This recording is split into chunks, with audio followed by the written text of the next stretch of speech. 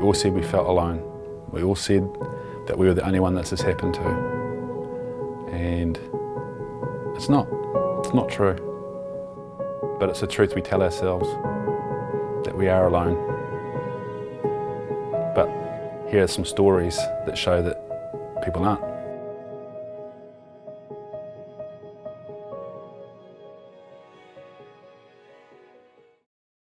For me, the series was so important because we needed to get the stories out there. We needed to share what had happened to us and what happened to other men, so other men can go, yep, I see now, I'm not alone anymore. You know,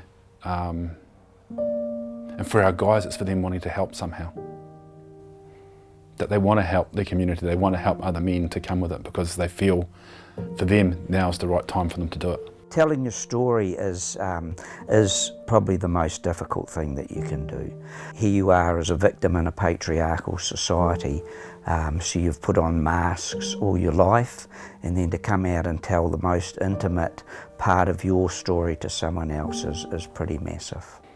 Every day, A child somewhere has been sexually abused. It could be your neighbour, it could be at the school, it could be anywhere. That's the thing about it, it doesn't have to be a church, it doesn't have to be state care, it doesn't have to be that. As you hear in the stories, it could be an uncle. You hear in the stories, it could be a stranger.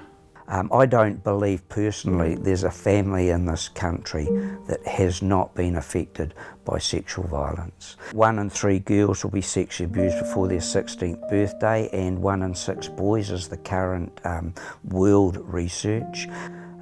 We know that, I think it was the Families Commission had a report that said that 54% of female victims of sexual trauma never talk about it, and 74% of male victims never talk about it. So in reality, we'll never know how many boys or girls have been sexually abused. We still talk about stranger danger, but we know that over 90% of sexual violence in this country and around the world happens to children by somebody that they know in an environment that people know. And also people know that it's happening but just turn a blind eye to it because it's too hard.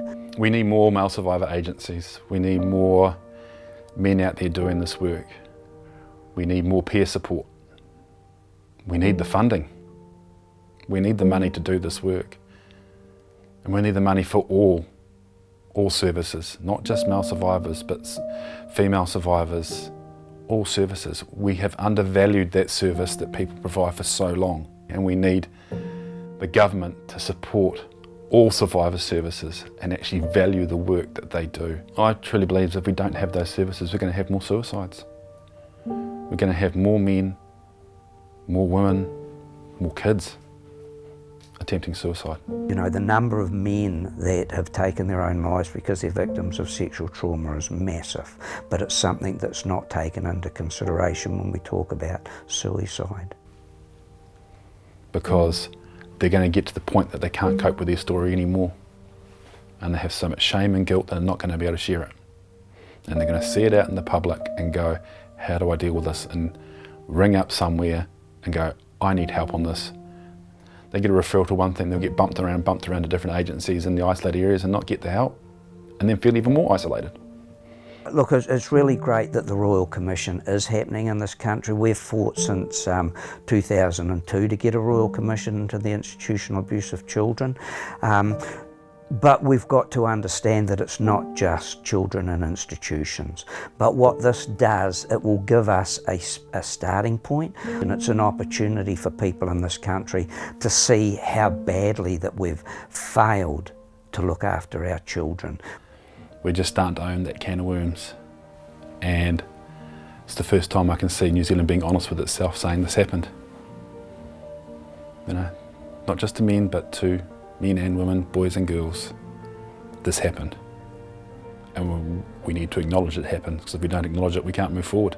So we've got to keep that conversation going. Men and boys get sexually violated, women and girls get sexually violated. Men and women both perpetrate sexual violence, and men and women are both victims of sexual trauma. So as a society, we've got to acknowledge and accept that and start working on it.